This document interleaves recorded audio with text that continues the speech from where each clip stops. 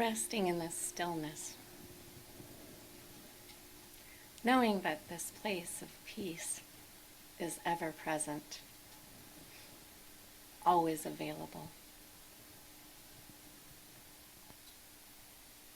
Recognizing that Spirit is love, a nurturing love, a kind love, a soft love.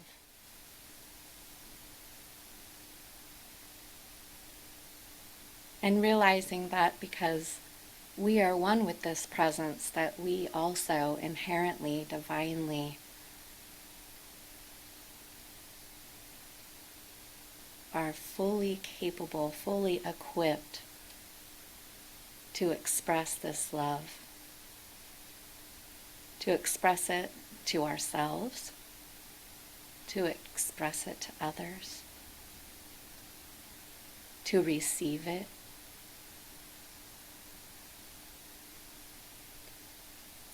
I'm so grateful for this realization and so grateful to be with you all here today. Knowing that Reverend Diana's lesson gives us exactly that divine inspired idea, our next understanding to grow and to become and to embody the qualities of the divine. In this space of gratefulness, I simply release my prayer, knowing that my word through prayer has power. That put into that spiritual law, it knows nothing but to correspond.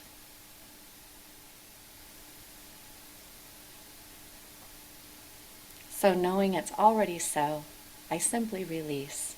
And together we affirm this by saying, and so it is. Amen. Amen. Thank you, Cherie. Thank you. Creating such a beautiful, open, sacred space. Welcome, everyone. Thank you. Whether you are here via internet or here in the room with us, I'd like to welcome you home to your mystic heart, to our community, but also to your very own mystic heart, where all of your answers are.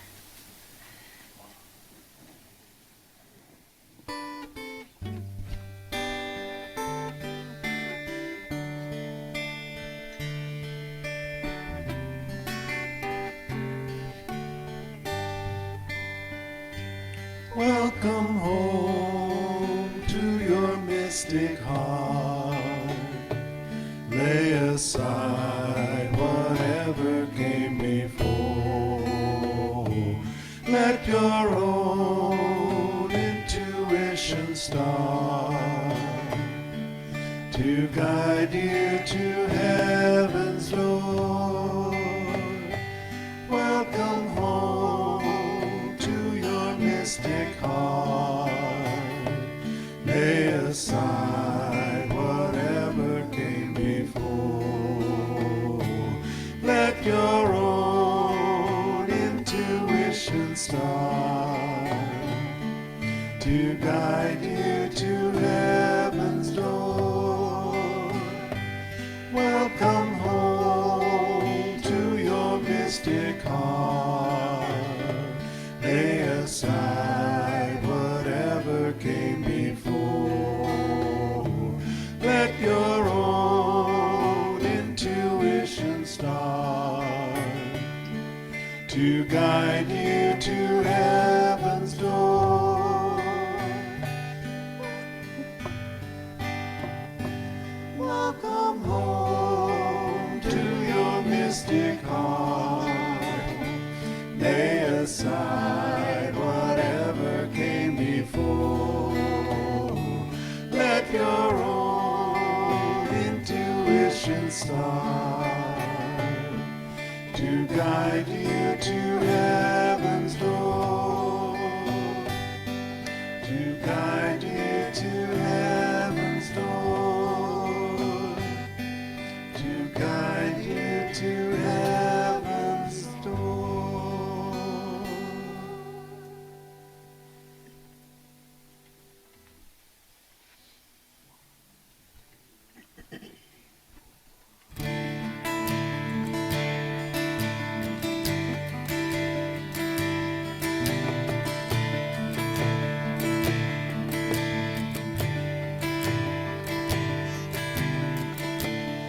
find peace within your body. Find the peace of your soul. And see that peace in everybody. And know the place where we are home. And you find peace within your body. Find the peace of your soul. See that peace in everybody. And know the place where we are home. You find peace within your body. Find the peace of your soul. See that peace in everybody. And know the place where we are home. May you find peace within your body. Find the peace of your soul. And see that peace in everybody. And know the place where we are home. We are home.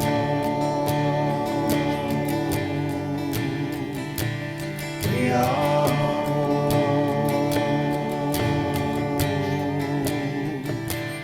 We are home.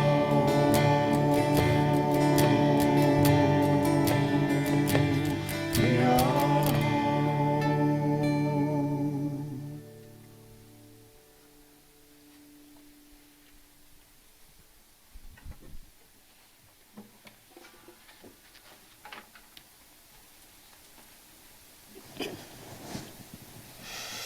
So we begin each week by singing, chanting together. Chanting refers to spiritual singing. That's what it is. That's what it means. And not only that we sing as God, to God, with God, but that we are changed by the song. And so each week we begin by joining our voices to shift the energy in the space, to shift the energy between us, to raise the level of love that is present as we move into our meditative journey of Taizé this morning. We begin our Sunday with a meditative journey, and then we have a little brief break where some leave, some come, some stay, and we follow with a conscious conversation later on in the morning. So we begin our meditative journey this morning by closing our eyes, if you're comfortable doing so, or settling into whatever meditative posture works for you. Settling into this space. Just fully arriving. Becoming aware of the breath. Anchored in the breath.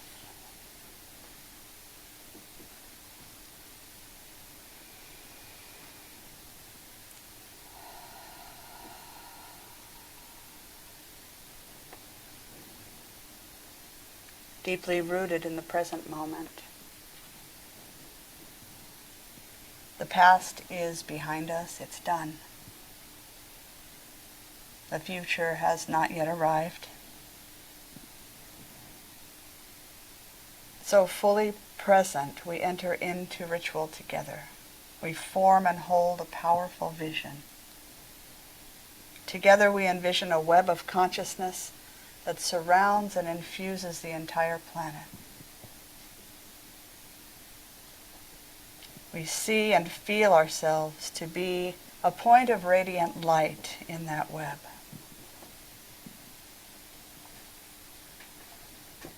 And we recognize that every human is a divine spark as well. A spark of divinity, with no exceptions.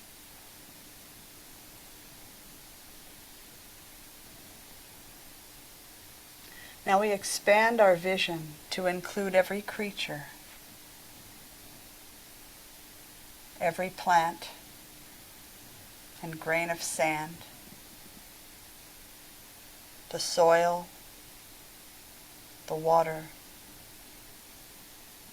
the clouds and the wind,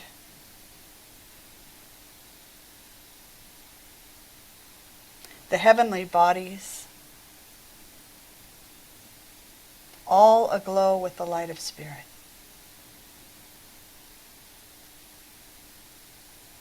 One light, each of us apart. And I feel and know that my light is enmeshed with yours and with all of creation.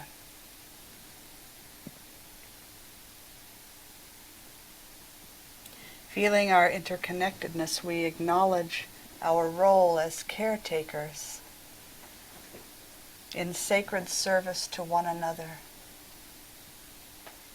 to all life forms, and to the planet that sustains us.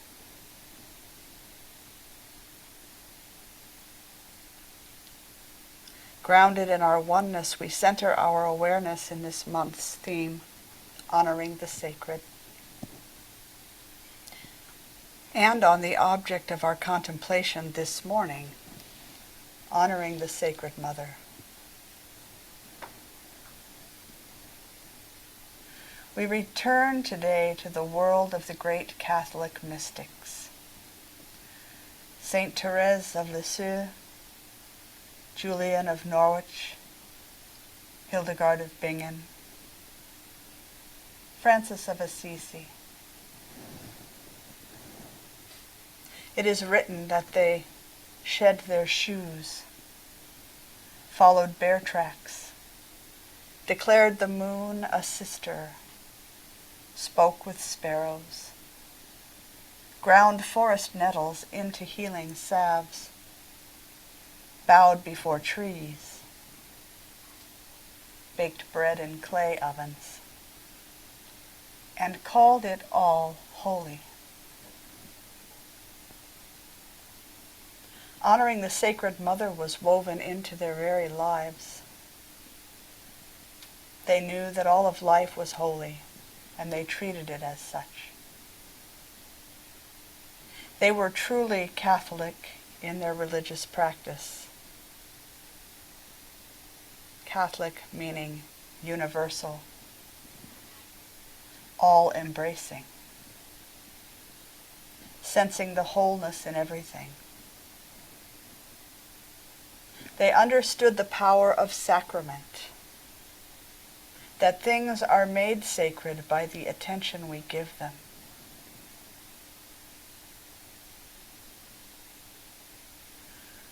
We live in challenging times and exciting times. We live in a world where nature, spirit, and modern science are coming together to show the inherent connection between humans and the natural world. Poets, mystics, artists, naturalists, earth-based religions, and indigenous cultures have always proclaimed this truth. And were often seen as crazy, heretical, were often chastised, persecuted, excommunicated, or worse.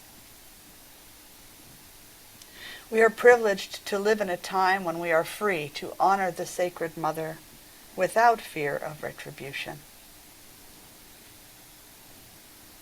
There are so many gifts that are offered when we spend time in reverent interaction with the Divine Mother. A quote from Leanda Lynn Haupt in her book Rooted. When we walk mindfully in the natural world, attuned to the voices of the birds, the alternating unfurling and dormancy of plant life through the seasons, the tracks of the coyote who wandered from the green space to our urban backyard, a great deal of truth about the interrelationship between humans, plants, animals, and the land is directly revealed to us. This attunement is our most authentic, most innate way of learning and knowing.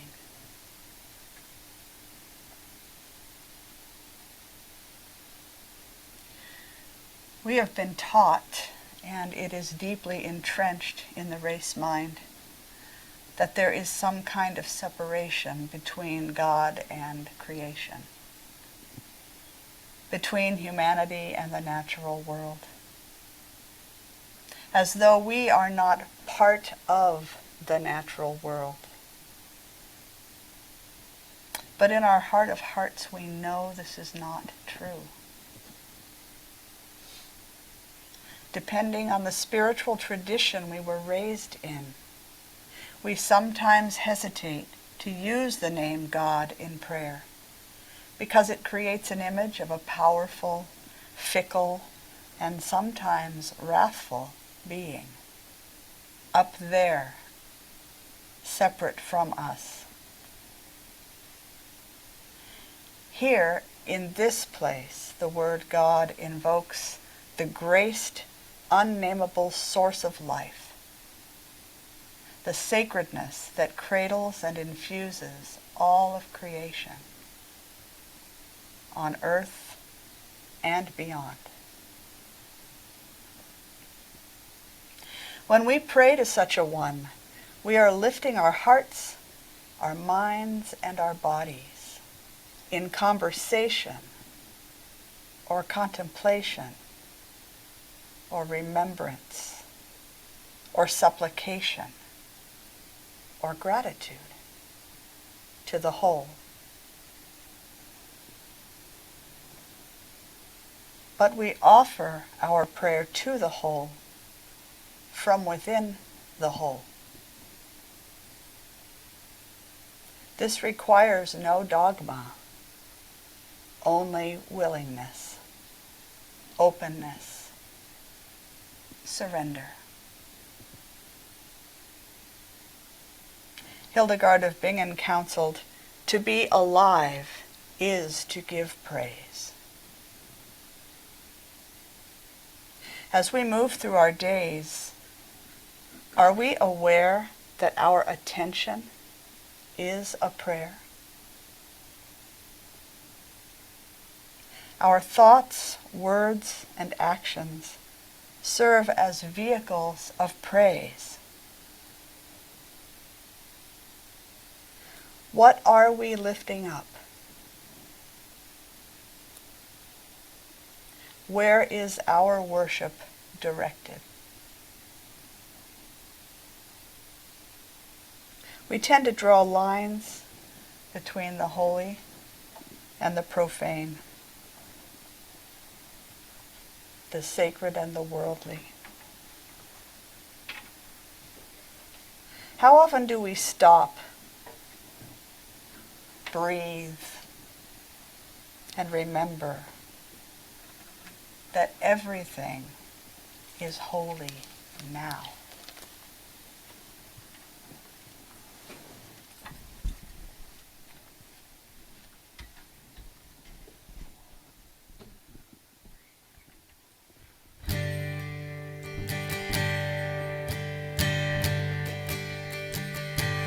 When I was a boy each week, Sunday we would go to church, pay attention to the priest. He would read the holy word and consecrate the holy bread. Everyone would kneel and bow. Today the only difference is everything is holy now. Everything, everything, everything is holy now.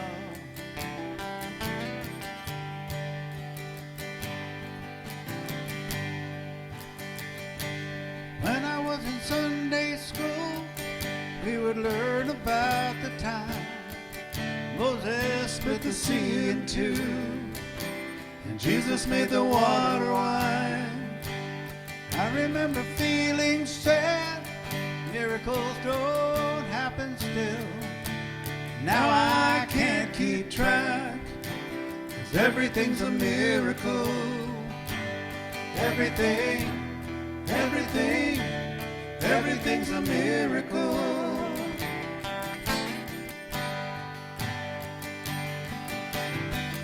Wine from water is not so small. An even better magic trick. If anything is here at all. So the challenging thing becomes not to look for miracles, but finding where there isn't one. Holy water was rare at best. I barely wet my fingertips. But now I've got to hold my breath, 'cause I'm swimming in a sea of it. Well, it used to be a world half there, heaven's second-rate hand-me-down. I walk it with a reverent air, 'cause everything is holy now. Everything is holy now. Everything is holy now. Everything is holy now. Everything is holy now. Everything is holy now. Everything is holy now. Everything is holy now. Everything is holy now. Read a questioning child's face. Say it's not a testament. Well, that'd be very hard to say. See another new morning come. Say it's not a sacrament. I tell you that it can't be done. This morning outside I stood, I saw a little red-winged bird, shining like a burning bush, singing like a scripture verse. Made me want to bow my head. I remember when church let out, how things have changed since then. Everything is holy now. Used to be a world out there, heaven's second-rate hand-me-down. I walk it with a reverent air, 'cause everything is holy now. Everything is holy now. Everything is holy now. Everything is holy now. Everything is holy now. Everything is holy now. Everything is holy now. Everything is holy now. Everything is holy now.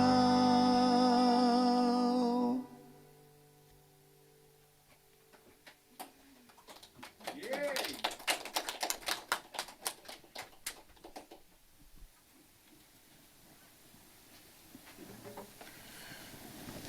Whew.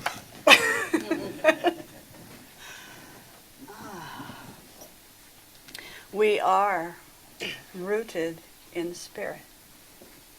Everything is holy now. There's nothing to wait for. There's nothing to look for. It's just that we need to remember to open our eyes and to really look at everything and everyone that's around us. It's all a miracle.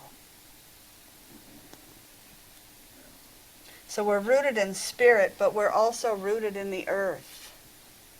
There's no denying that. Remove us from this planet, and we die. There's no oxygen out there, there's no water, there's no food, there's nothing that we need once we remove ourselves from the planet. The word rooted comes to us from the Latin word radix, meaning the center from which all things germinate and arise. The radical, that's also what radical means. The intrinsic, organic heart of both being and action.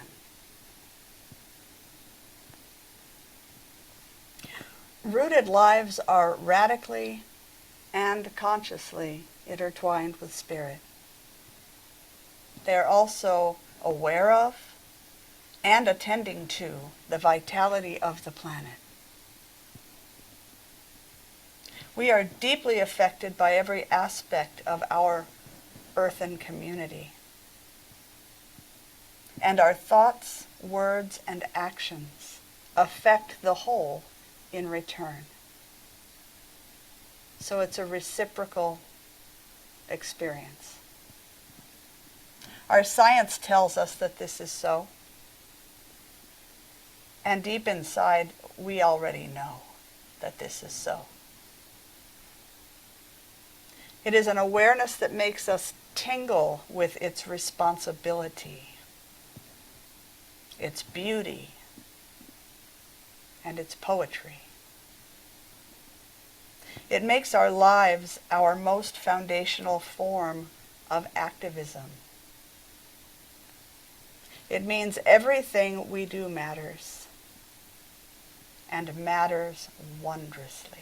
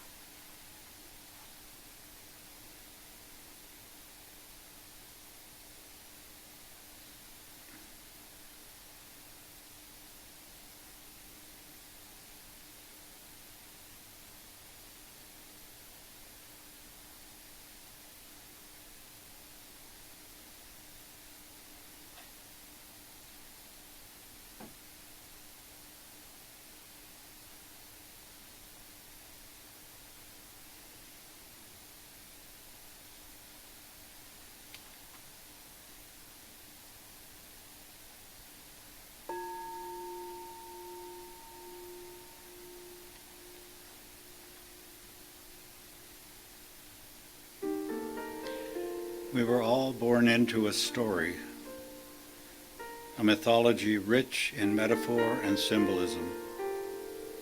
In most of our stories, the divine source was symbolized by the Father and the planet Earth by the Mother. Father God and Mother Nature represent our spiritual parents, the male and female vitalities that dwell within each of us as the image and likeness of Spirit. The Jewish, Christian, and Islamic faiths had their roots in the ancient Hebrew culture, a very patriarchal society, and in this atmosphere the masculine aspects of God were emphasized and the feminine all but dismissed. Many women began to lose touch with their generative aspects, and many men with their nurturing qualities.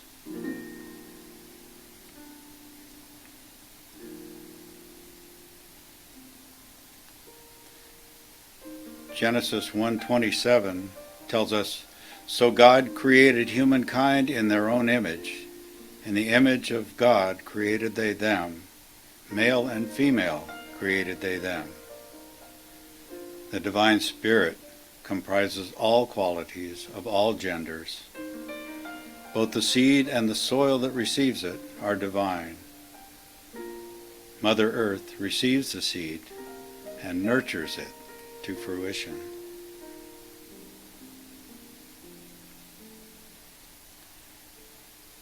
Our feminine qualities include intuition, receptivity, empathy, forgiveness, support, and humility, all traits of spirit. and all present in each of us. Reflecting on these qualities within us, let us make a conscious connection with our divine feminine attributes. Feel the female energy within you. Embrace the Sacred Mother. The meditative silence that we're about to share receives us unconditionally, and as we listen in the silence, open, receptive, welcoming, and intuitive, we are exercising our feminine traits. We make of ourselves a fertile garden, receiving the seeds of divine intuition. We may wonder, how do my female energies express through me? Which of my feminine traits do I express most freely? Where and when do I block the flow of the sacred feminine desiring to express by means of me? And why?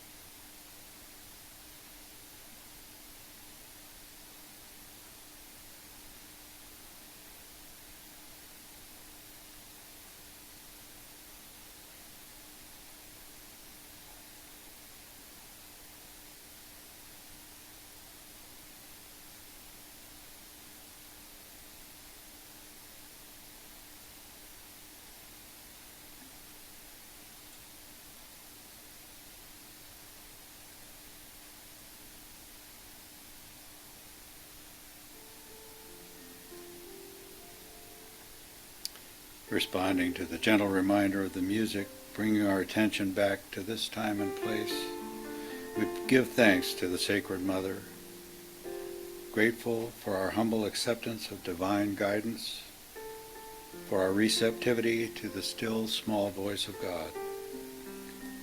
Thank you, God, for everyone and for everything.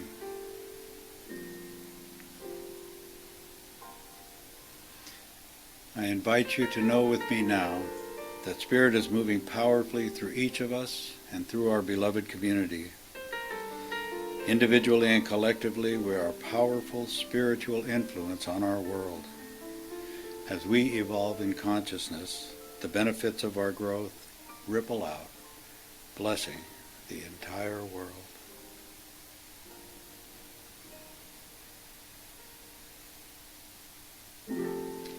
In this consciousness of open receptivity to the continuing inspiration of Reverend Diana, we embrace the divine feminine within us and within our cherished planet Earth, knowing that as we do so, we are honoring the Sacred Mother.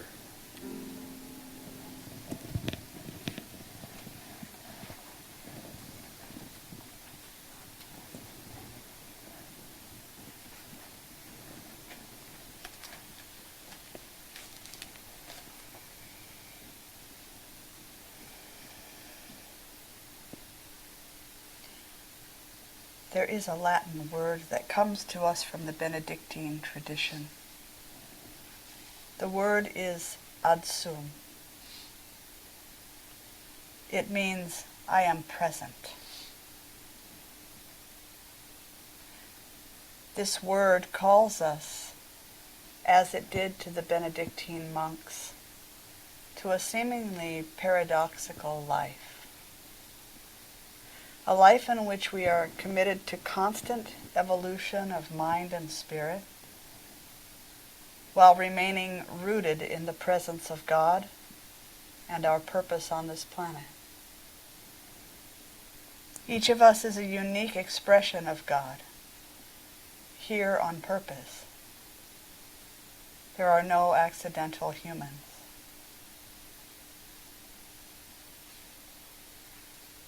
Are we willing to grow in awareness so that our purpose can be revealed?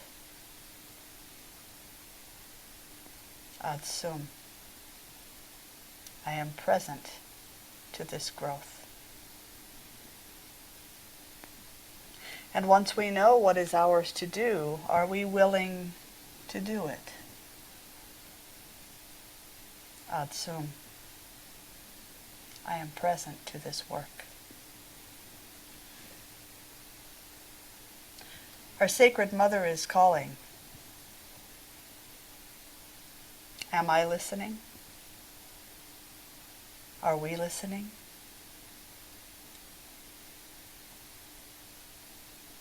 Ad sum.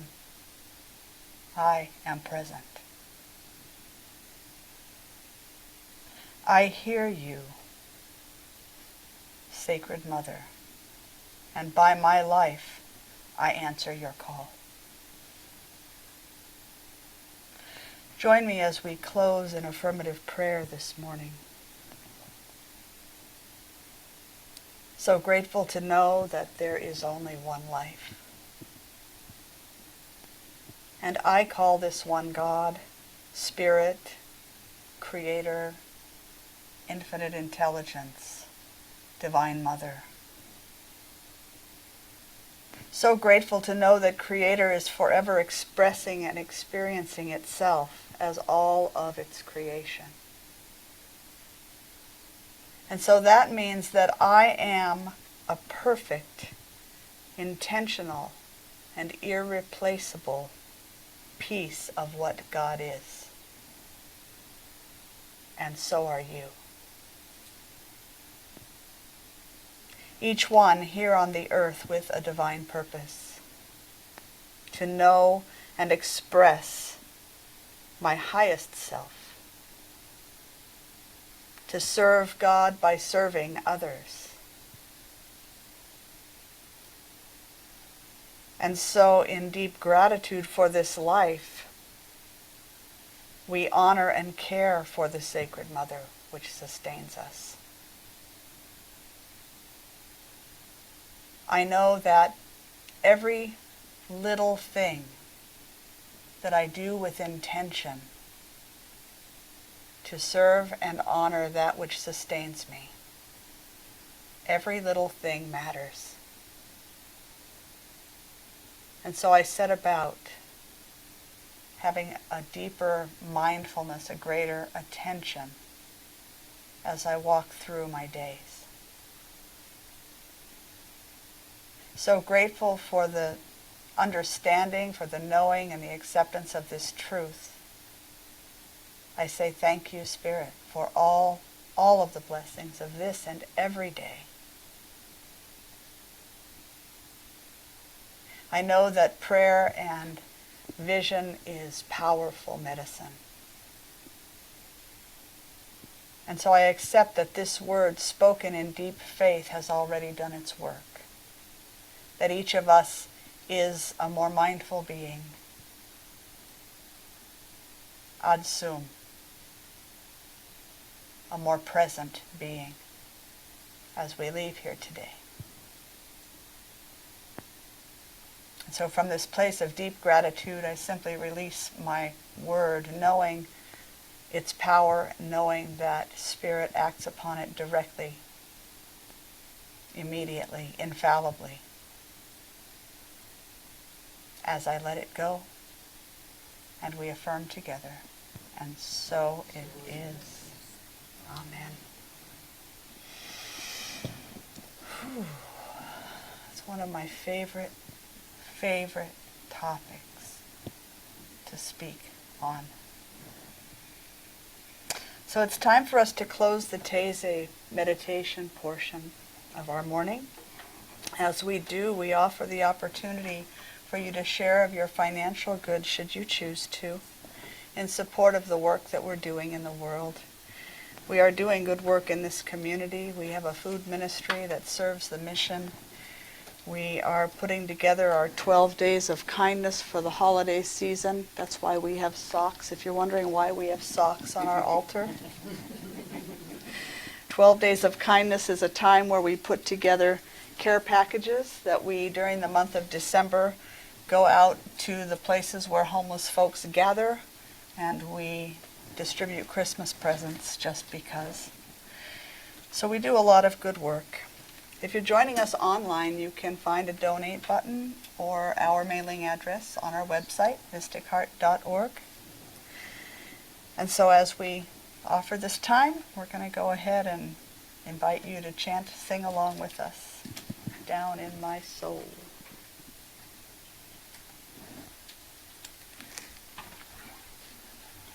You don't have it?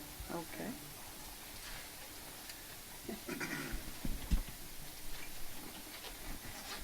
I know where one is if we need it, but I think we have a screen, right?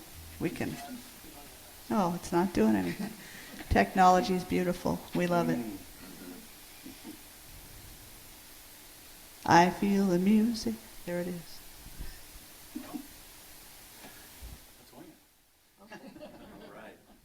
Winging. Here we go.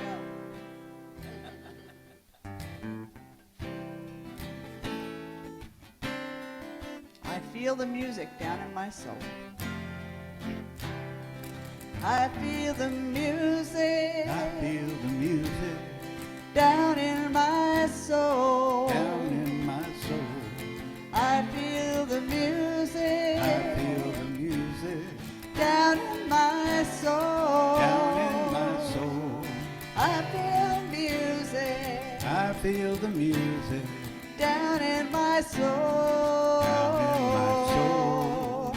And the whole wide world is my home. I feel the stillness I feel the stillness down in my soul. down in my soul. I feel the stillness I feel the stillness down in my soul. down in my soul.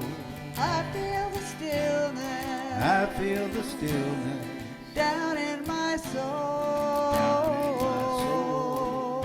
And the whole wide world is my home.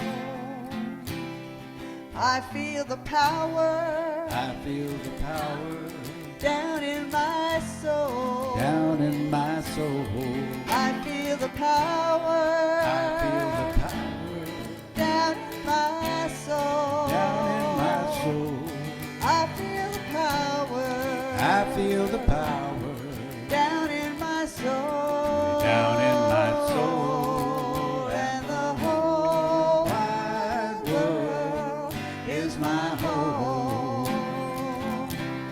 I feel the Spirit I feel the Spirit down in my soul. down in my soul. I feel the Spirit I feel the Spirit down in my soul. down in my soul. I feel the Spirit. I feel the Spirit down in my soul. way down in my soul. And the whole wide world is my home. And the whole wide world is my home. Oh, yes, it is.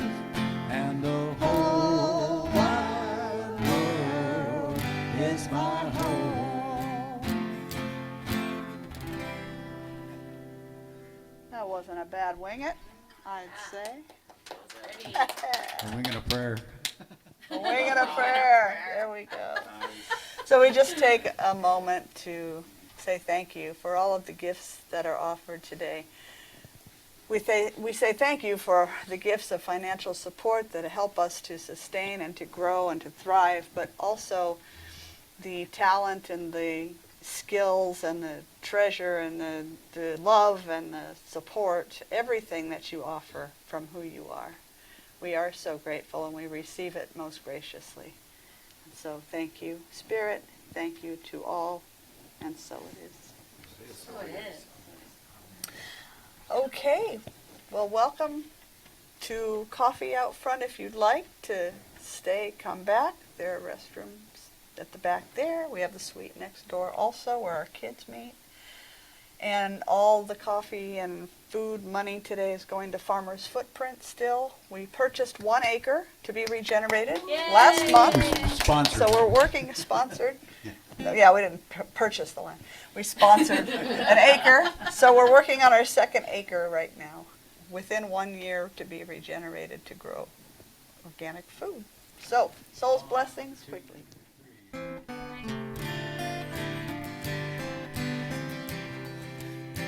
May your soul always find what it's looking for. May your heart always lead the way. May you live in peace and harmony. And may love always fill your day. May your path be strewn with happiness. May success find you everywhere. May you always embrace compassion and grace. And may God always answer your prayer. May you always embrace compassion and grace. And may God always answer your prayer. Thank you.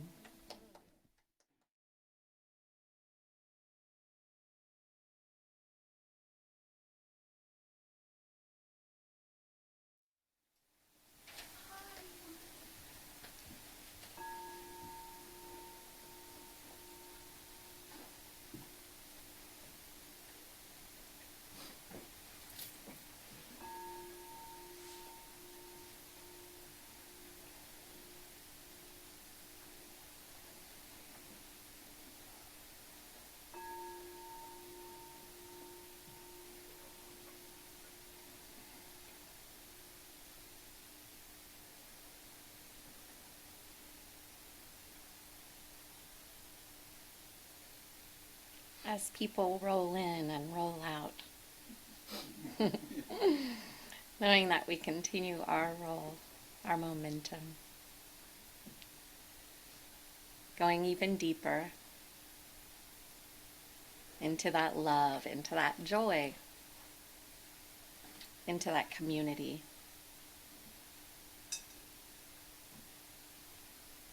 Knowing that each one here is a beautiful divine idea, unique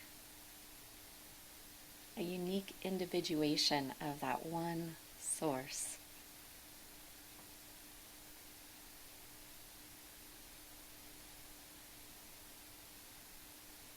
Knowing that each one here is accepted for that wonderful uniqueness, their unique gifts and talents and joy and love that they bring to the world, into our community.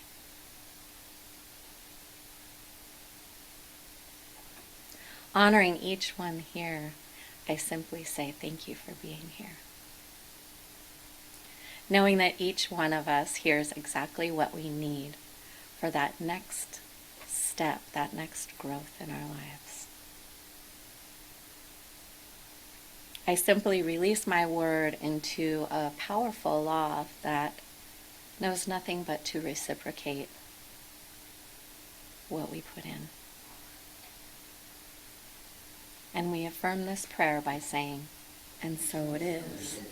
Amen. Amen.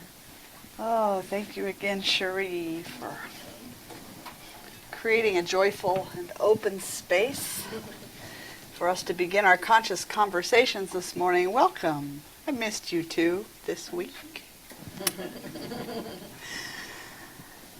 So, you know how we start this one. Again, we sing.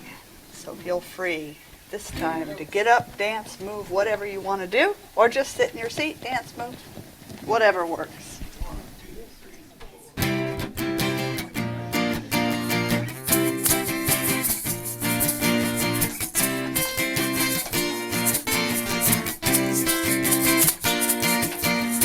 Welcome to the Mystic Heart. Join the celebration. Lift your voice and sing your part. Make this affirmation. Spirit made us family with loving hearts to share. Together we are joyfully practicing the possible through prayer. And anything's possible So through prayer. welcome to the Mystic Heart. All right, that's just the warm-up. It's our aerobic song. Everybody get up on your feet. See the light in everybody you meet. Everybody get up on your feet. See the light in everybody you meet. Let us be reminded of who we've come to be. We are love, we are one big family. Hey, hey, hey, hey, hey, hey, hey, yeah, yeah. Let us make a joyful sound. Here we stand on holy ground. Let us make a joyful sound. Here we stand on holy ground. Let us make a joyful sound. Yeah, yeah, yeah, yeah. Everybody get up on your feet. See the light in everybody you meet. Hey, hey, hey, yeah. Hey, hey, hey, yeah, yeah. Woo! Okay, stay on your feet, because God is my source. Here we go. 1, 2, 3. Oh, I'm supposed to have a drum for this. Get that drum. Can't play the 2 right now.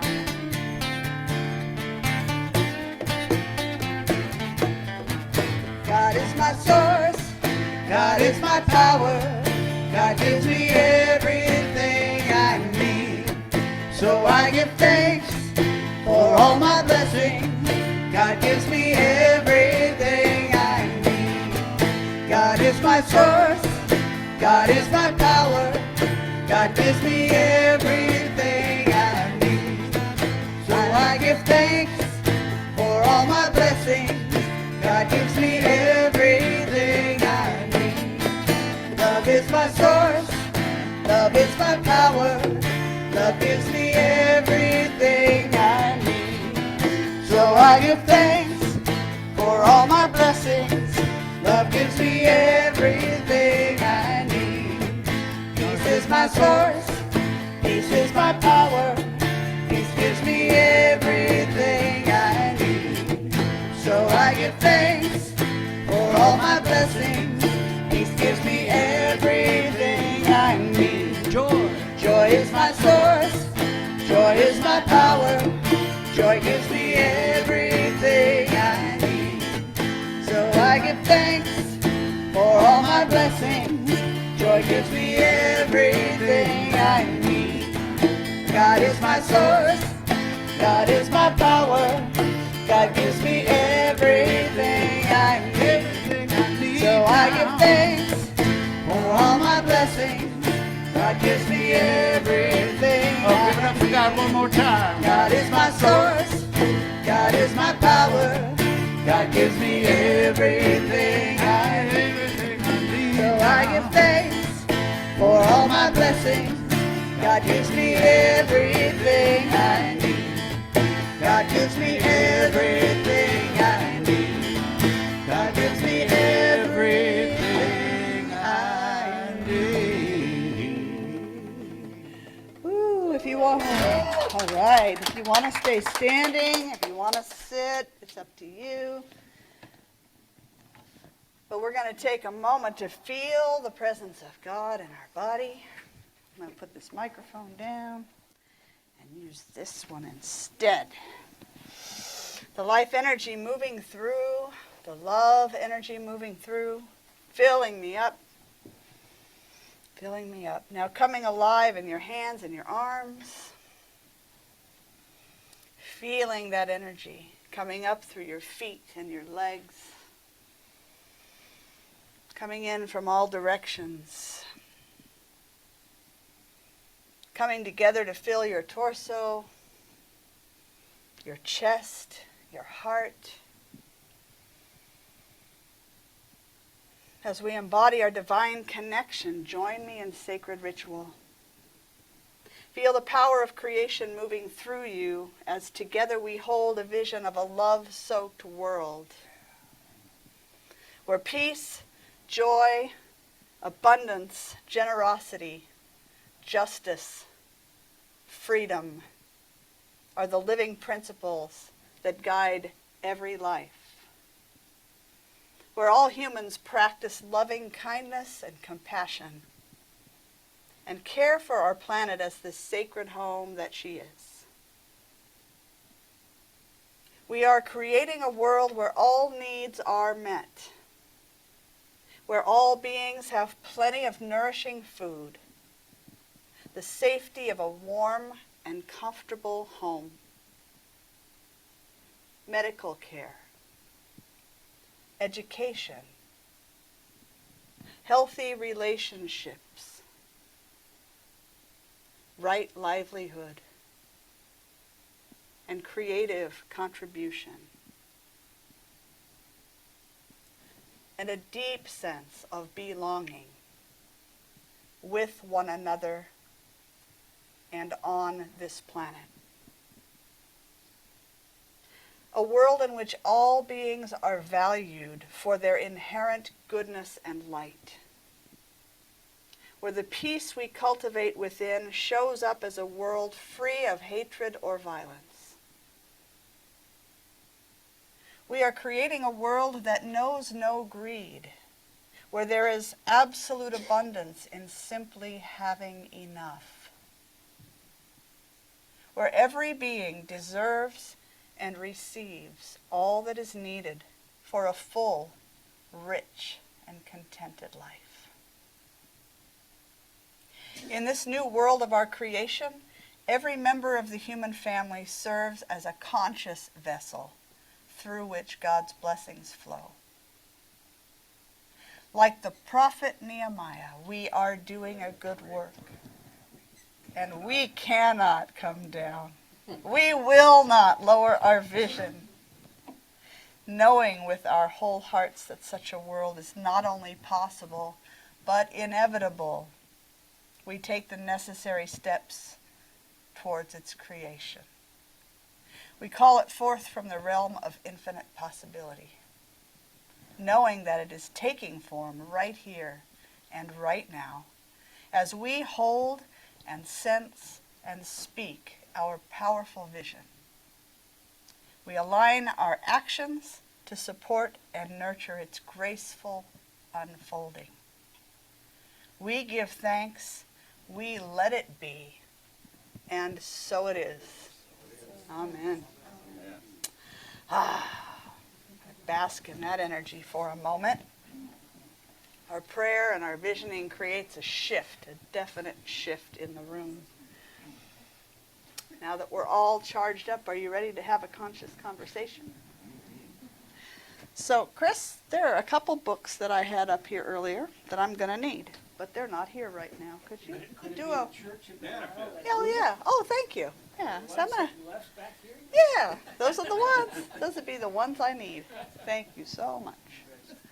I don't need them immediately, but when I get there, I'm not going to want to go, where are they? All right. Let's see here. Where were we? So this morning our topic has been honoring our Sacred Mother. We had a beautiful, a very powerful Taizé this morning. So we're going to build on that. This is, as I said then, this is one of my favorite topics to talk about. Whoa, boom. So during Taizé we spent time contemplating our own sacredness, the sacredness of every living thing, and those that we might not call living as well, like the rocks and the sand and the clouds and the planets. We talked about how we're not only rooted in spirit, but we're also deeply rooted in the earth. Rooted lives are radically and consciously intertwined with spirit. They're also aware of and attending to the vitality of the planet. So both. There's not just one. It's not all about the spiritual. We have bodies. We have a mother that sustains us. We have a mind. We have many parts that we care for. So we're being called to attend to the vitality of the planet right now. We're being called to honor the Sacred Mother. So first of all, do you agree that there's a calling happening right now to do things differently? Oh, yeah. Yeah. Yeah, it kind of feels like it to me. How do we know this? What are some of the indications? Because what we're doing ain't working. Well, it ain't working. What's not working look like? Disharmony. Disharmony. Unsustainability. Unsustainability. Increased weather problems. Increased weather problems. I mean, there's a long list of things going on right now. So, individually, as individuals, what are some of the ways that you personally honor the Sacred Mother?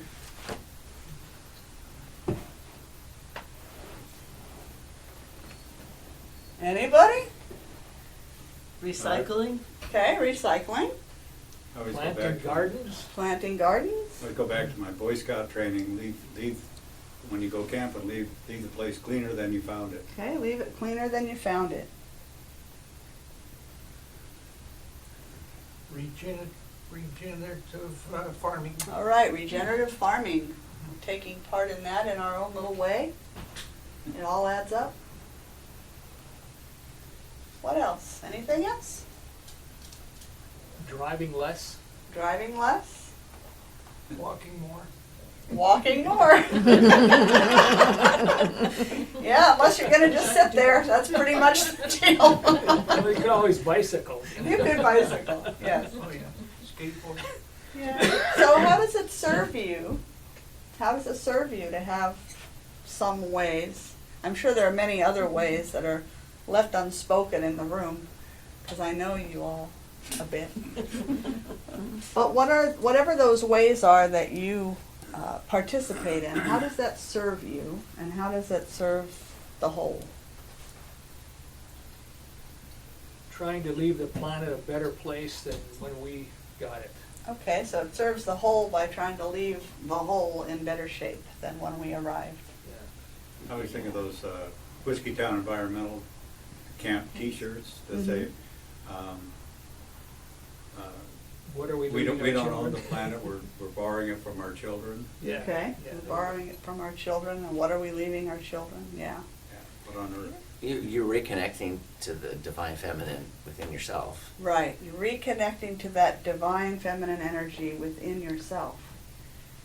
And whatever gender, we all have that aspect of us. We're all both.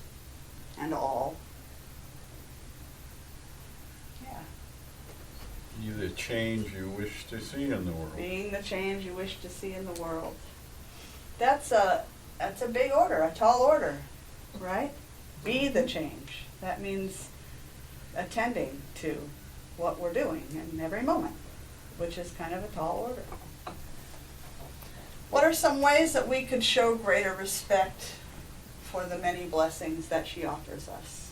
Just, what are some things we could be doing if we're not already to show a greater respect?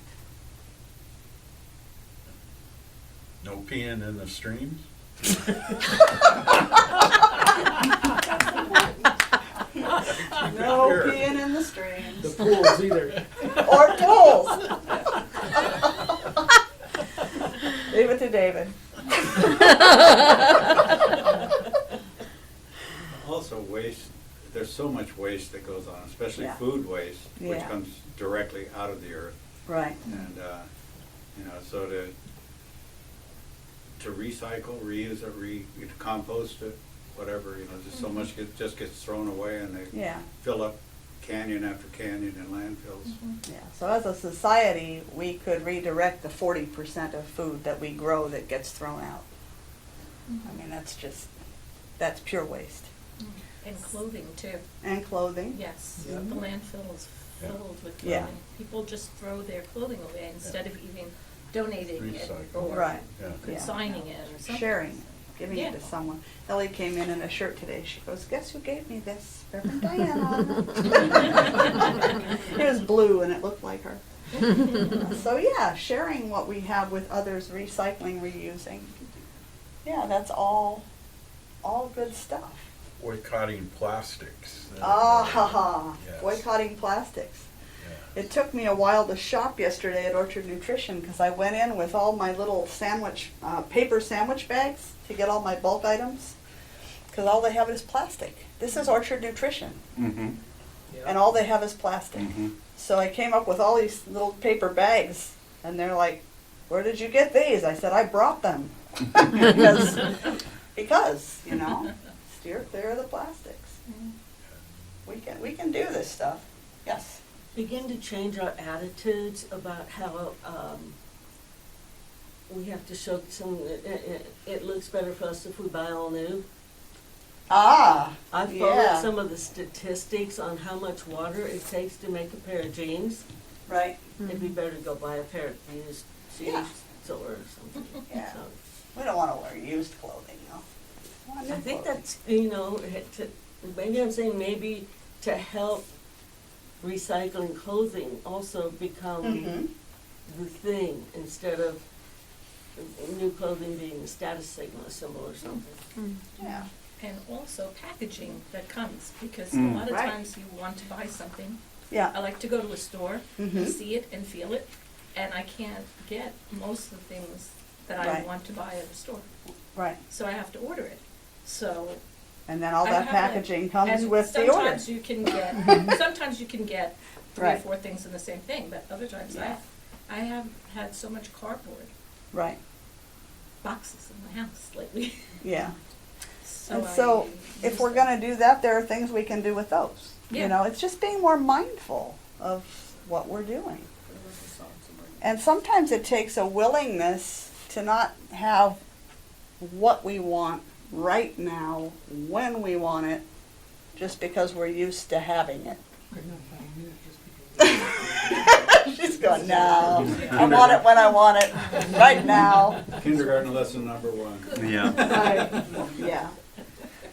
So yeah, there's been a progression in my life of changing how I shop when I go out. I walk in with bags full of glass jars and paper bags to only stores that sell in bulk and stuff like that. And I took In fact, Ellie's shopping one day and she's like, "What are you doing?" I'm like, "Just how I shop." So, just a little more mindfulness about what we're doing. So, There was yes. another piece that you asked. See around us, was too. about how can we individually make a difference globally. And the tendency for me is to feel like, oh, I'm just one person, I can't possibly make Right. a difference. But it does. It does make a Because difference.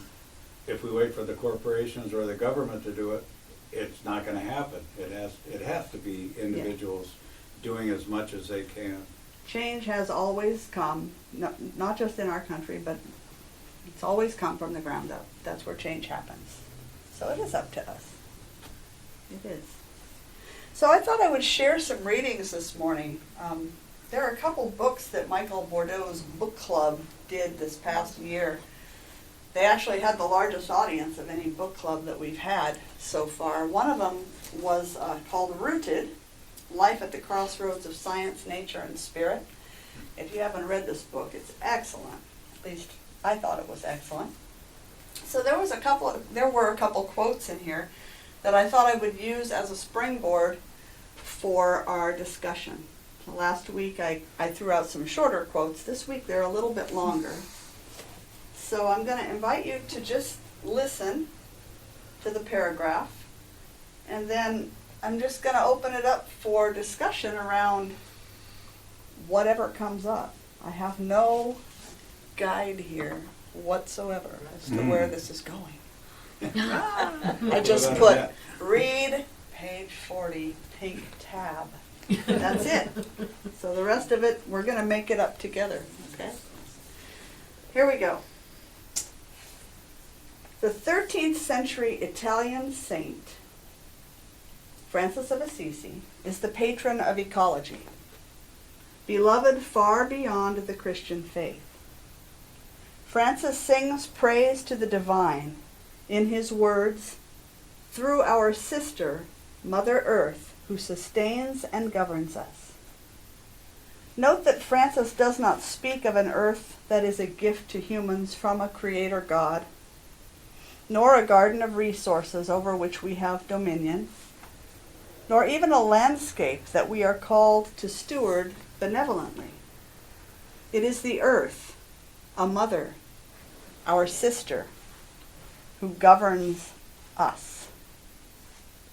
We find the sacred not simply upon the earth, but through the earth.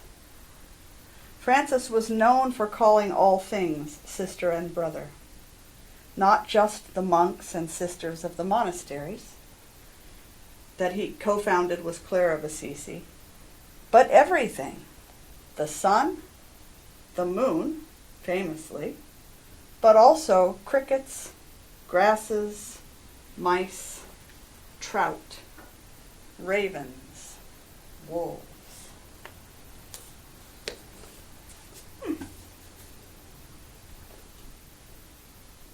And he was Catholic, which we talked about in Taizé, universal, maybe truly Catholic, all-embracing. So what comes up in your heart and mind when you listen to those words? He knew that everything was holy. He knew that everything was holy.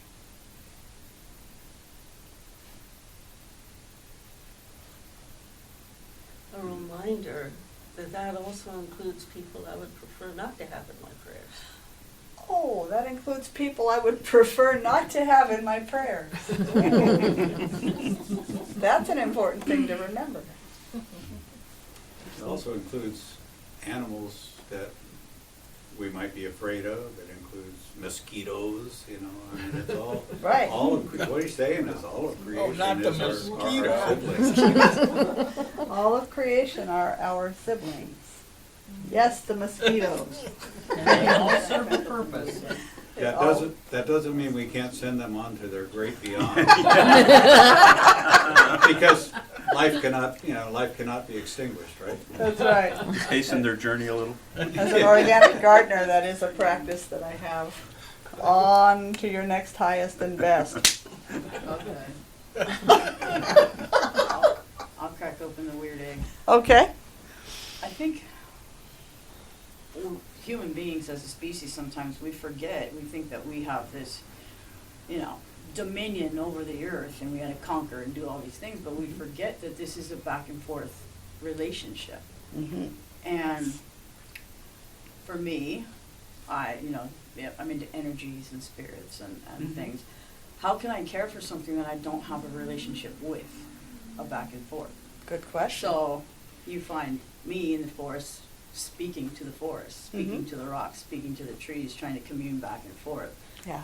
And I want to be in a place where I have a relationship with something enough to care about it. Why should I take care of something I don't care about? Exactly. For me, or Good point. or no personally. And so there's a whole other spiritual aspect to our relationship with the planet that we are living on.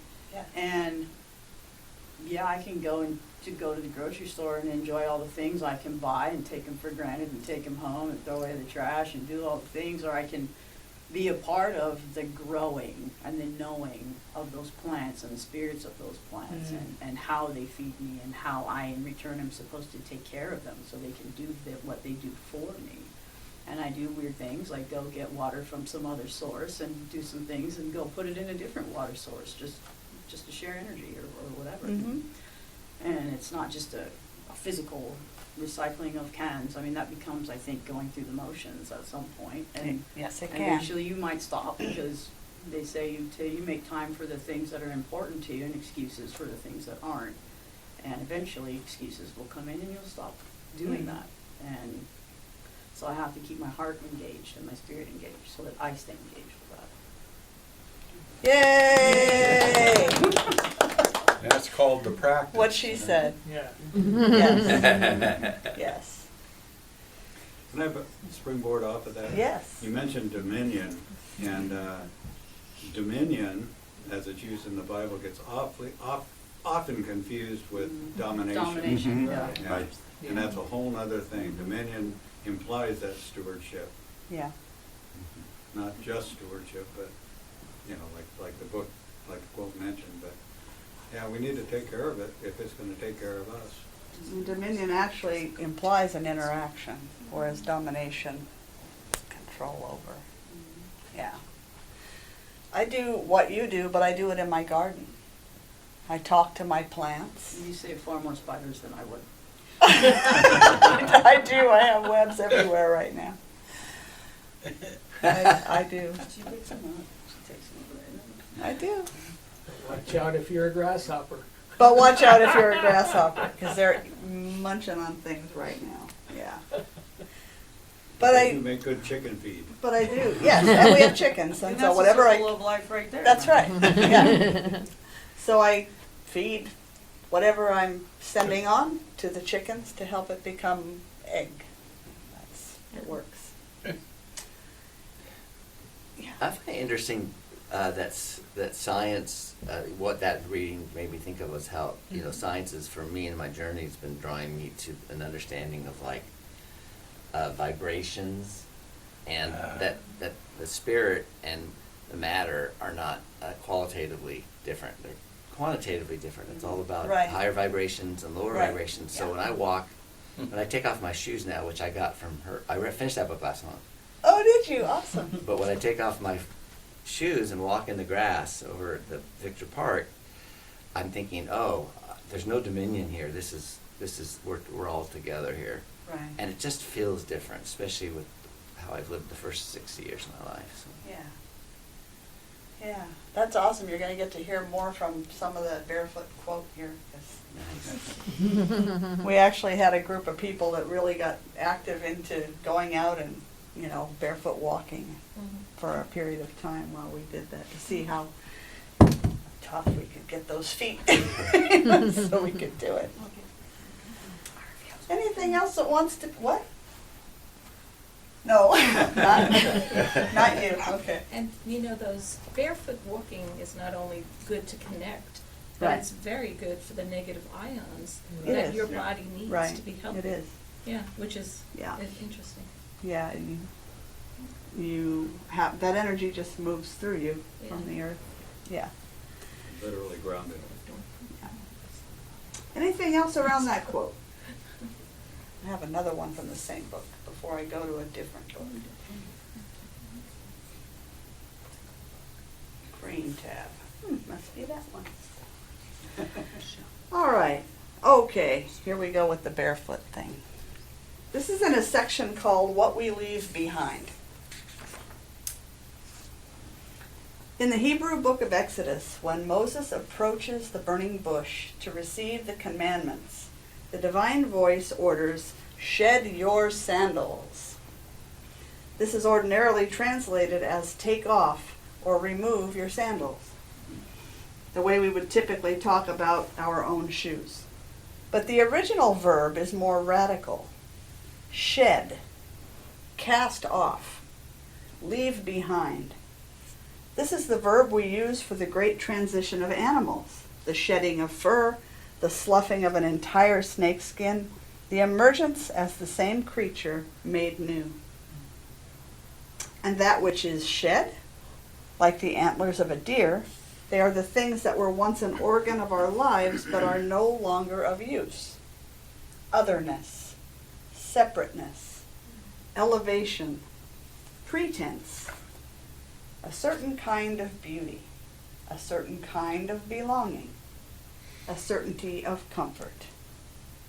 Ecumenical Trappist monk Brother David Stendhal Rast notes that the passage in Exodus continues, "Shed your shoes, this is holy ground."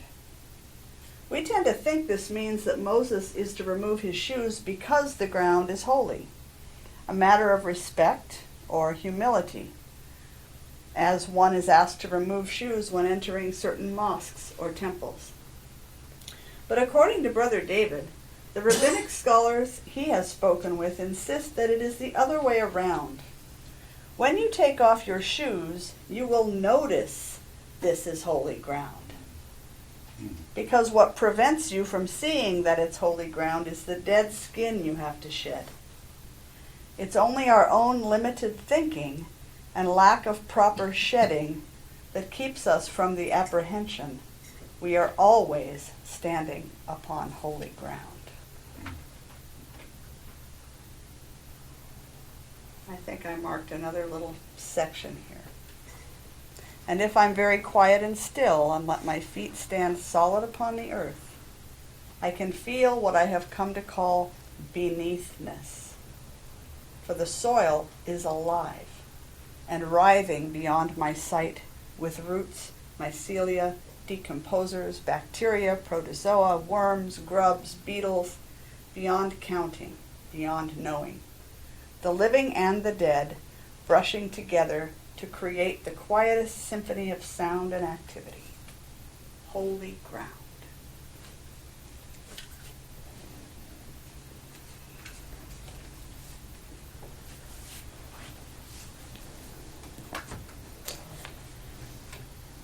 So I'm not trying to sell you on barefoot walking, but what came up for you in listening to those passages?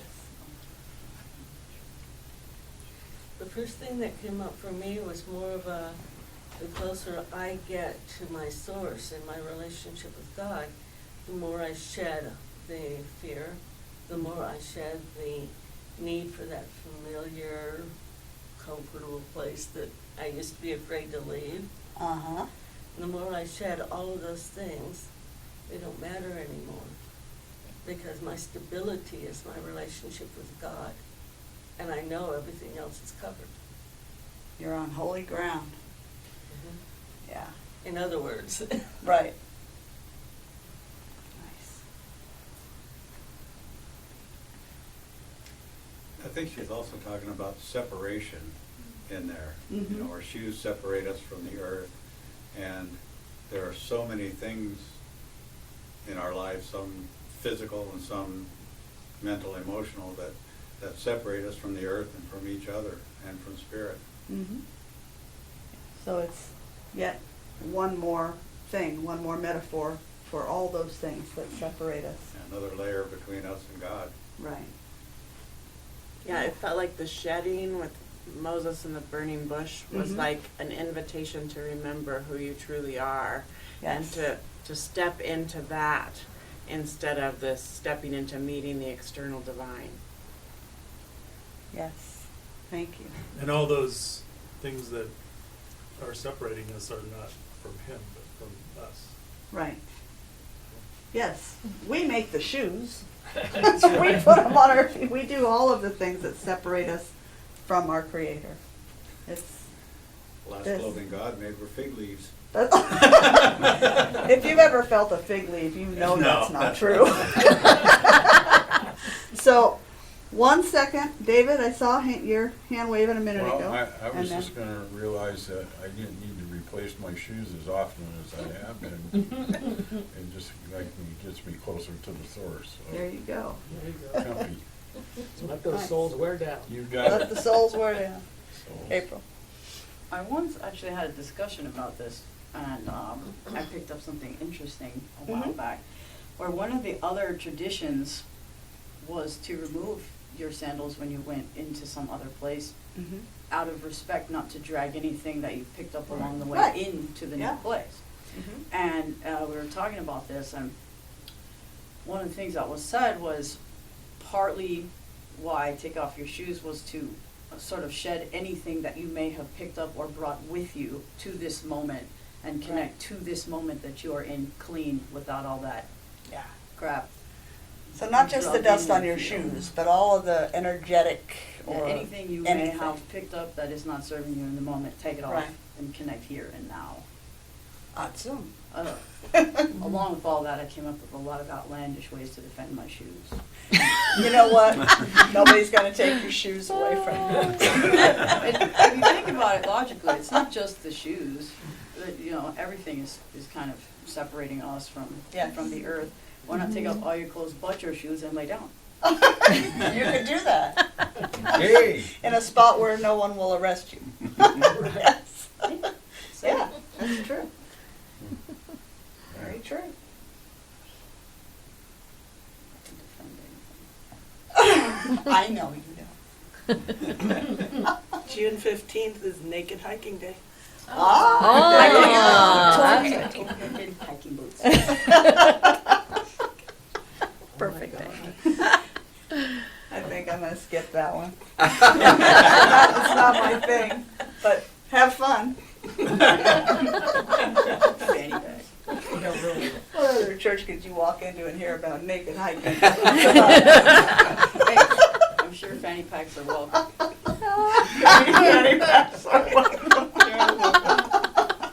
You guys crack me That's up. good. Anything else around this passage? I had went kind of where Chris went with the that separation and dissolving that. Mm-hmm.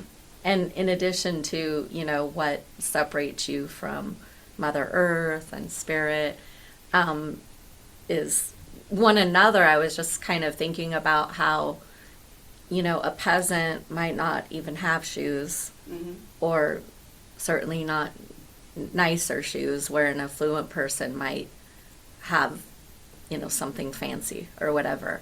And that's just kind of a shedding all of Oh, that yeah. kind of class, kind of class sort of, differences. yeah. Yeah, I mean, kids go through that in school, Mhm. you know? They steal each other's shoes and beat each other up for the fancy tennis shoes and, Mhm. yeah, so it, like the a way we- symbolic. right, Yeah. symbolically, not just the shoes, but the way we dress is Mhm. a potential class or cultural division.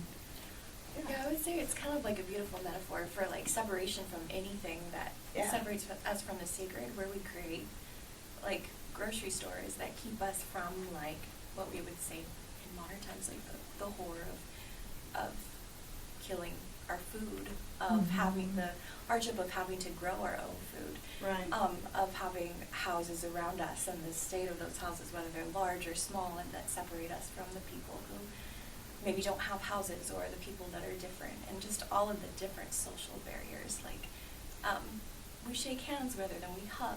Like, just like all the things that disconnect us from each other, and the interactions that are very simple and sacred of like connecting with each other on this earth. And I think it's just a beautiful metaphor to keep in mind of just shedding like all of those things that are a barrier between us and the sacred, even like ways to God of like we have to meditate this way or we need to pray this way, instead of saying like we are ultimately connected, but we put up all these different walls and barriers between us and God and us and the earth, and just letting all that go. So it's Yeah. It is it's a beautiful metaphor, and I believe that a big part of what this life is about is taking down those walls. We're here in this human form. You know, we've come with whatever we've come with, whether you believe it's from past lives or whether you believe it's just what was formed by your family or your experiences. We have what we have, and then it becomes our job to remember who we really are and tear that stuff away. I'm going to change that. Initially, I catch myself all the time. I used to tear stuff away. Now it's more about just letting go, just letting it fall, because gravity works, you know. Shedding. You don't have to cast it off. You can just loosen your fist, your grasp on it, and allow it to fall away. And we all have so many. You talked in your meditation at Taizé about stories. We all have stories, and we tell them over and over and over again. And at any time we choose to, we can just let them go. And we really can do that. We have the power. But who would I be without my Who story? would I be without that story? Have to make up a new story. Then what? And I'm sticking to it. Yeah. I was sitting here during Taizé thinking about introducing myself to you all, and I thought of introducing myself as I am unfathomable. Yeah. I am the great mother, you know. I am unfathomable. That's my definition of myself, and that's who I want to be in this space. You know, that's the realest part of me. Right. Yeah, that's true. You know, the unfathomable, sometimes called Jenny. Yeah. AKA. That's awesome. Yes. Well, I was just thinking, you said you used to, you used to, Yeah. But, you know, and then I thought about different animals real fast, and we all have our different ways. Yeah, we do. Some animals shed violently, and some animals rub against the same object until it finally comes off, you know? It just depends, but Yeah. I think definitely, like, just the idea of just, like, letting it fall off, you know, naturally. Every once in a while, man, you gotta get it, like, stuck. Yeah, and that's true. I mean, I still find stuck places and move into where I need to rub it off or cast it off. But yeah, Some of us need a 2x4 too. sometimes the 2x4 is necessary. I try not to do those too often anymore. Yeah, different ways. You know, one saying I've always heard that seems very true was, if you walk in leather shoes, the whole earth is covered in leather. Yeah. So you're not connected to Right. the earth. You're just another form of separation. Yeah. Okay, I have one more I'd like to share. Is that okay? Might go a little longer than normal today. That's one of the things I'm letting go of, is that clock in front of me. All right, so this is the prologue to a different book, another book club we did. It's called Church of the Wild. It was also an awesome read. How nature invites us into the sacred. And this is how this book begins. And then whatever comes up, I have time to talk about that. This is a story about a land where the trees talk and the waters croon and the people fall in love with birds who love them back.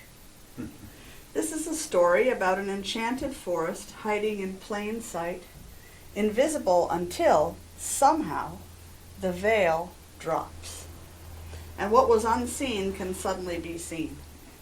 You may catch a glimpse when you cross the threshold on the far edge of the abandoned field, or when, just for a blinking instant, you notice how the brambles of the blackberry bush connect you to everything.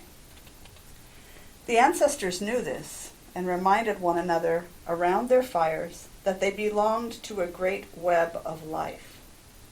They were called into wilderness by a voice that spoke in words planted silently in their hearts, by the voices of the cedar trees, the lilies, the desert sands. Sacred voices tucked into pockets of the wind. Some of these ancestors were called out of Egypt, out of oppressive systems that didn't acknowledge their lives as valuable. Called into the wilderness to listen, to prepare, to be tested and encouraged and strengthened. There the wild creatures of the night, the fiery bushes and cool streams, and the manna that fell from the sky reminded the people of their true identity. Once upon a time, all humans knew their lives, their food, their survival, their sense of meaning and kinship with God or the gods was connected with all their relations. The hawks and soil and ferns, and here come those pesky mosquitoes again. Like all the other wild creatures, they belonged to the land, and they knew it. They were untamed and self-willed and listened to their own intrinsic authority. They were part of a grand conversation, a relationship of reciprocity and respect, connecting them with all the other beings and elements of life. But there came a time when some of the people could no longer hear the conversation. An elixir fell over the poppy fields, like Dorothy entering Oz, causing them to fall asleep. He's got a Wizard of Oz coffee cup over there. I just looked at Dave. The wax in their ears became hardened, and their hearts pretended that they were happier controlling the world than loving it. They rushed right past the burning bushes on the way to importance, missing the message of the doe hiding in plain sight with her newborn fawn. They packed the bodies of sacred forest cathedrals onto trucks and shipped them to the mills. They forgot that the thrush songs spelled out warnings and wisdom in octaves. Disconnected little by little, their voices went missing in the symphony of aliveness. The songs of the wild god cascading through the trees no longer guided their lives. And a deep loneliness sunk down upon the people like a heavy fog nobody could see. The time has come to lift that veil of fog and return to intimate relationship with the living world. More and more of us are taking our place, once again, as full participants in the web of life, which we remember is held together by love. There are no magic words to incant, no spiritual laws to memorize, no ruby-slippered heels to click 3 times. You don't need to read 100 new eco-theology books, or leave the church, or become an animist, or a pantheist, but you can if you want to. You simply need to learn how to listen and allow your heart to be broken, just like you do every time you fall in love. Because the holy is in your place too.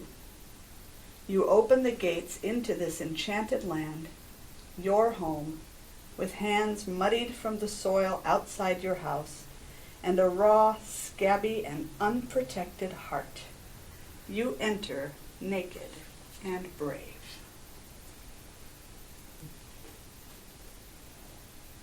Fantastic book. That story reminds me that humankind was not kicked out of the Garden of Eden. We wandered away thinking the grass was greener on the other side. Grass is always greener. Actually made me think of Martha Beck's novel, Diana Herself, where she talks about, and Diana's meeting this wild boar pig, and they're like talking and stuff, and the pig keeps going, "You're tame. You're not wild." Yeah. Yeah. Yeah, we've become tame. Creatures of comfort. I don't know why, but the beginning of that story broke my heart. I just started crying. Yay. Thank you, I guess, but. Yes. Just like how we forgot, you know? Yeah. Yeah. Back to the garden. Back to the garden. And it doesn't have to be something that's like you do everything all at once. No. Sometimes it's just as simple as pausing to see the dew on the grass when it looks like a million little diamonds, Yeah. each little drop, and just to wonder at the beauty of that and what God has made. And the more and more you notice. I mean, each of us are who we are in this body, in this life. Not to say we can't and won't change over time, and we do. The nature of being human and of everything, of life, is change. But this is not calling us necessarily to have to, dump everything that we currently do or have or whatever, or are. It's being more mindful. Just transforming. Yeah. Not dropping, just transforming. Right. Making the little steps that feel natural for you. Each of us has I believe each of us has some kind of a calling back to awareness of our surroundings, of the land that we live on. And it sustains us. And so in what way, I know many people who are into gardening, and we interact a lot. I also know many people who are not into growing food and gardening and things. But there are farmers in our area that do grow that food and that we could support. I mean, that's one thing we can do. There are stores that carry that local stuff that we could shop in. There's, and again, we're going back to the physical things. And then in our daily practice, if you're not a barefoot walker, you might decide to go sit in the sun in a chair with your bare feet just sitting on the soil for a half an hour. Meditate, barefooted, planted. I mean, there are lots of things you can do to reconnect you. But I think I'm not going to be able to know for anybody else what that way is for you. So it's sitting in your own quiet, in your own deep knowing, in your own mystic heart. What is calling to me? How can I help? We all leave an imprint with every thought, word, and action. So which imprint do I want to leave today? That's really the question. It's not will I leave an imprint, it's what imprint do I want to leave? Yes. Yeah. Like Ram Dass's guru, final instructions to him was to love everyone and serve everyone. Love everyone, serve everyone. Yeah. And that starts just in our own homes. Yeah. We live with people, right? Some of us. I mean, we don't all live with people, but when we live, we have neighbors. Even if we don't live in a home with people, we have neighbors. We have, how do we treat those people? Are we making an effort to be loving with our partners, our spouses, our children, our neighbors? Our pets. Our pets, yeah. Yay.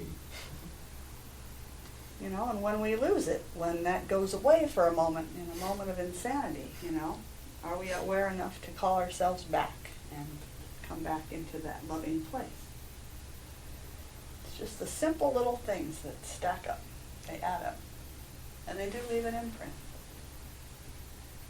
So I think I'm going to close us with prayer. So let's support one another in honoring the Sacred Mother, knowing that what serves the earth serves us all. Please hold these words as an affirmation within yourself if they ring true for you. There is only one life, one light, one God, one power, one presence, expressing itself as all of creation. In truth, absolute truth, we are one. one energy, one life. In this holy moment, I set the intention to be more mindful of my surroundings, to notice and honor the trees, the flowers, the sparkling dew on the grass, the two-leggeds and four-leggeds, the flyers and swimmers and creepers. Calling them brother, calling them sister, knowing our connection. For there is nothing that is unrelated to any of us. There's nothing that does not affect my life, and my life in turn sends a ripple through all of life. I choose that my ripple be one of peace, of love, of joy, of compassion, and of beauty. I spread generosity, kindness, and grace everywhere I go. I give thanks for being in a place where my awareness is such that I know my connection. I give thanks that my awareness is in a place where I can make conscious choices to leave that beautiful imprint, to walk as a beneficial presence on the planet. And so we join together knowing that this intention is set for each one in this space and all who hear. We know this intention is being set by hundreds and thousands and millions of other beings right here and right now. And we join our awareness, our energy with all who have such an intention, knowing that the power of intention is mighty. So I give thanks. I give thanks for each person here, each one who is listening now or who will hear this in the future. I give thanks for all of the gifts that each person brings into this community. I give thanks for all of the blessings of this and every day in my life. I give thanks for the relationships that are built here, the connections that are being made, human heart to human heart in this space. And from this place of absolute gratitude, I release my word in deep faith that it's already done. Nothing more to do but to let it be. So we affirm this as together we say, and so it is. Amen.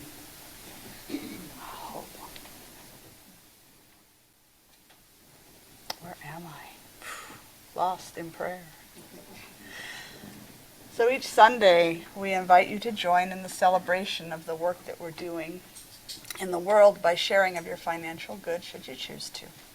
If you're at home, you can go to mysticheart.org to find our donate button or our mailing address. We also have a gracious giving program for those who would like to make a heartfelt monthly contribution to help us in our planning of our growth. And so as we move into this time, I invite you to hold these words that will appear momentarily on the screen as close to your heart because they're close to ours. As I awaken to the God within me and all around me, I see abundance everywhere I look. I consciously step into the flow of abundance by this act of giving. I offer this gift freely in the spirit of love, blessing and sending it forth to heal and prosper. It is evidence of my deep faith. It does good work in the world, blesses all of creation. I give from a consciousness of abundance. And so it is. Amen. And if you'd like to join our song, you'll catch on. And if you want to get up and move, you can do that too.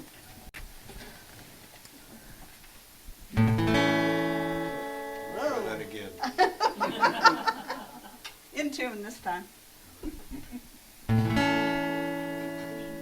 not in tune. You want to tune real quick? Oh, the pick. Oh, that. There we go. I used to sit and talk about how I wanted to change the world, but I always left it up to someone else to do. Then I finally realized that I needed to take a stand, and that by changing I could change my world. That's how I would change the world. So let there be peace. I am a stand for peace. Let there be love. I am a stand for love. Let there be joy. I am a stand for joy. We are making a new world now. Let there be peace. I am a stand for peace. Let there be love. I am a stand for love. Let there be joy. I am a stand for joy. We are making a new world now. Let there be peace. I am a stand for peace. Let there be love. I am a stand for love. Let there be joy. I am a stand for joy. We are making a new world now. Let there be peace. I am a stand for peace. Let there be love. I am a stand for love. Let there be joy. I am a stand for joy. We are making a new world now. Let there be peace. I am a stand for peace. Let there be love. I am a stand for love. Let there be joy. I am a stand for joy. We are making a new world now. We are making a new world now. We are making a new world now. Yes, we are. Woo.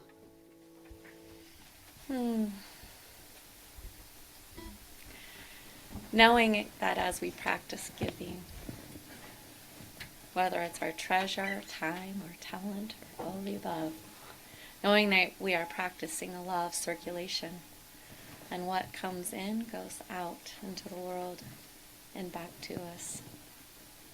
Knowing that these gifts are given with love, I simply feel grateful. And we affirm this by saying, and so it is. So it is. Thank you. Amen. So know that. And then please stand for our closing song. All right.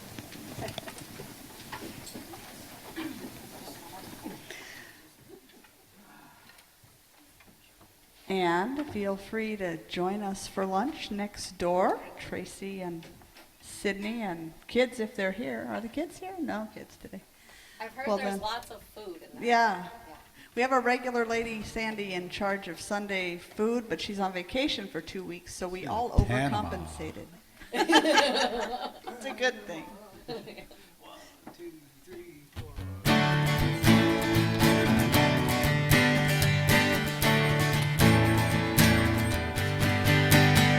All together, hand in hand, we see the light, we take a stand, and we are changing a whole new life for you and me. Take your past and set it free and share this blessing.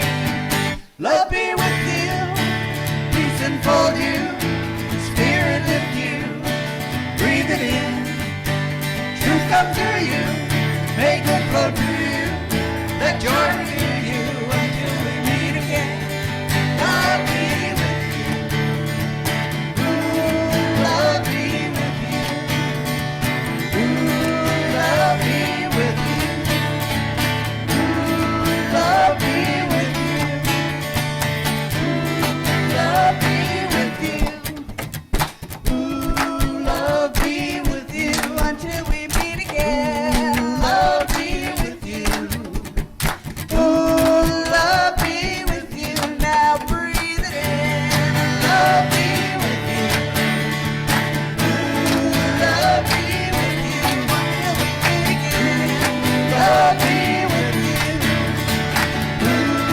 Love be with you. Now pray that love be with you. Have a beautiful Sunday. Thank you for being here.